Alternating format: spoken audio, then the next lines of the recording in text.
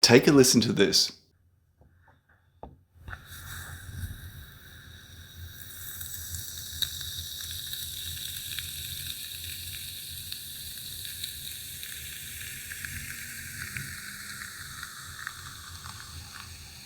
What is that? What is that crackling? Pause the video and make a comment. Tell me what you think and how does that give us a clue about crema production? Okay, the method involved, the physics involved, right?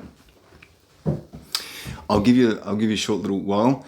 Pause the video and I'll give you an answer. I think this is what I think, right? And you might have a different theory, right? I think it's cavitation. Now, there's a process in water, in hydrodynamics, fluid flow, right? Is that when water flows through an aperture at a very high speed, and that's what you get espresso because it's a high pressure process, right? And it moves into this kind of chamber past an aperture. So it's moving at very high velocity past an aperture, and it's moving into this kind of chamber, right? If that pressure drops so low, it can actually form a bubble with no air inside, but with water vapor.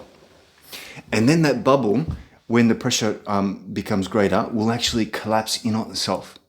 And that's cavitation, right? So you get this bubble and then it collapses. But when it collapses, it's violent. The amount of fluid violence that happens here is intense, right?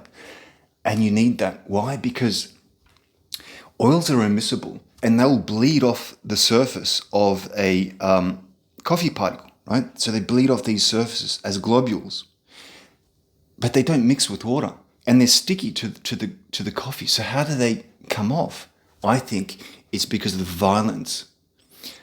violent shear flows that will actually strip the oil globule off the coffee particle, and then the oil particle will start to go down the next aperture, mix in, because there's always crema C2O bubbles coming through, mix in with bubbles, and create that next kind of intense turbulence, and it'll all mix together into this kind of it creates a kind of surfactant around the air bubble, right? And that's crema.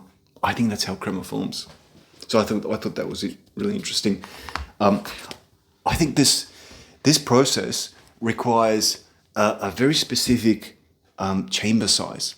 Okay, I think the fluid dynamics of this and the science of it requires a certain size, and that requires a certain grind size. And that's why with traditional espresso baskets, the IMS and the VST, the grind size, they don't have many holes, and the grind size required for those is quite coarse, and they produce a ton of crema.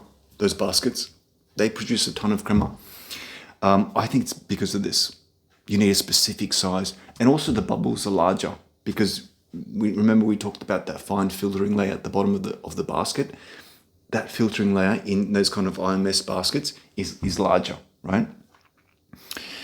VFiPPs will actually clamp down on the puck and they produce less crema. Is that a good thing or a bad thing? I don't know.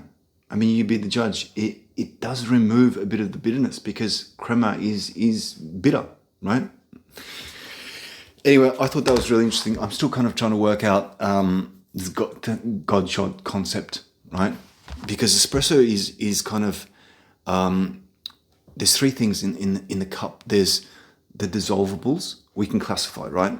Three things: the dissolvables, crema, which is bubbles mixed in with the surfactants around it, and the ultrafine, the distribution of ultrafines. And it's those combination of three that creates this God shot, right? And so I'm just trying to kind of understand.